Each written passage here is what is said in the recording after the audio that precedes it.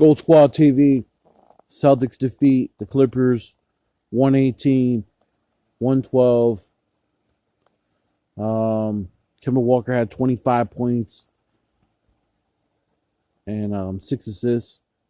Big game for him. Jaylen Brown had about 18. Jason Tatum didn't have a great game, but he hit some key buckets late. Timelord really put in some work in the fourth quarter, putting up 13 points, 8 rebounds, 4 blocks. It's really starting to become a huge part of our rotation. And Tristan Thompson played well for the time he played in too. Just problem with Thompson, like Thompson's becoming a defensive liability, and I'm noticing it. Him and Tice kept diving into the middle and either hustling or trying to get loose balls, gambling on defense, and leaving dudes open for 3. For the Clippers, Paul George put up 31 points. He was pretty much the only guy. Him and Jackson pretty much were the only guys that showed up.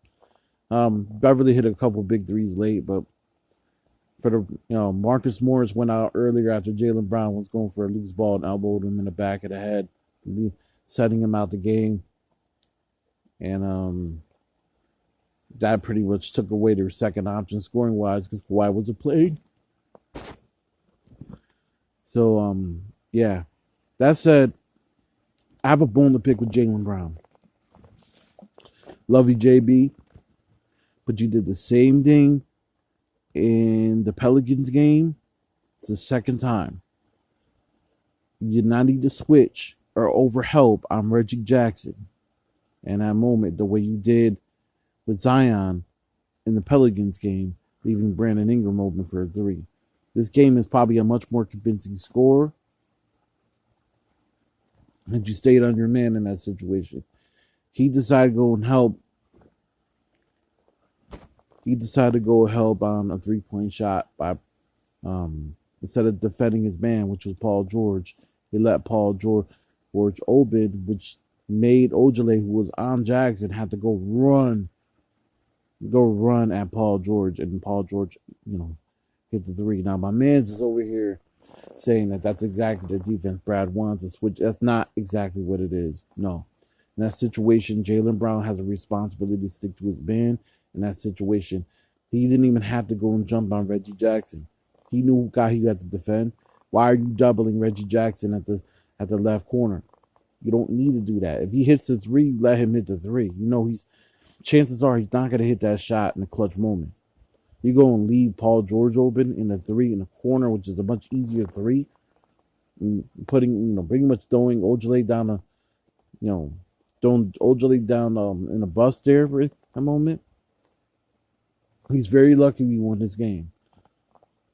Very lucky. A lot of people don't realize, they don't know basketball. Robert Horry made a living off of plays like that. Now, for a lot of you guys that don't know who Robert Horry is, he has 7 NBA championships. He was the greatest role player and most clutch role player to ever come off a bench on any team. This man made a living off of just overhelp. So if guys were to overhelp on guys that weren't necessarily a threat to shoot, Robert Horry was there to hit that standstill 3 all the time, the dagger. Can't tell you how many times that happened. Now, I'm not saying Paul George is clutch like Robert Horry. He definitely isn't. There's a reason why Paul George is a star. Jaylen Brown has to be much more disciplined than that. And I'm not letting him off the hook. I don't care what anyone tells me. I don't care if a coach tells me that I'm wrong in that situation. You don't let him off the hook. I've seen that happen way too many times with him. He needs to have a much smarter and better sports IQ. And one other thing, too. I'm getting a little tired of people not holding the 2 J's accountable. I love Jaylen Brown. I love Jason Tatum. But my love also means I hold you accountable because you're great. And if you're that great, you need to be held accountable. That goes for Kemba, too. If you're great, I'm holding you accountable when you fuck up. I'm not one of those people that's just going to blindly, I hate fans like that, who just blindly just salute and support a motherfucker instead of just actually being like, yo, you need to hold him accountable. I don't care if it's Michael. If Michael missed a fadeaway at the end and he had an open guy open back in the day, I would go in on Michael too. I did it.